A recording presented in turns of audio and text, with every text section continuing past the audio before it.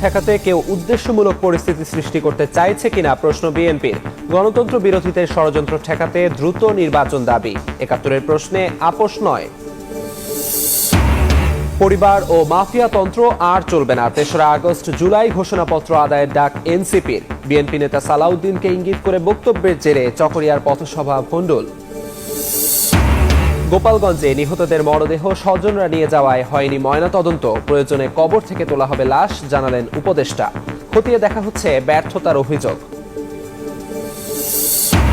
Feeling স্টেশনে সিলিন্ডারের leakage মেরামতের সময় রংপুরে ভয়াবহ বিস্ফোরণ, নিহত ১, আহত অন্তত ২০। বাস, প্রাইভেট কার, অ্যাম্বুলেন্স সহ ক্ষতিগ্রস্ত ২৫টি গাড়ি। এবং হাসিনার শাসন আমলে বাগিয়ে নেন পূর্বাঞ্চলে ১০ কাঠার প্লট। সাবেক প্রধান বিচারপতি ABM খায়রুলের বিরুদ্ধে দুর্নীতির প্রমাণ দুদকে, বিচারের মুখোমুখি করার দাবি।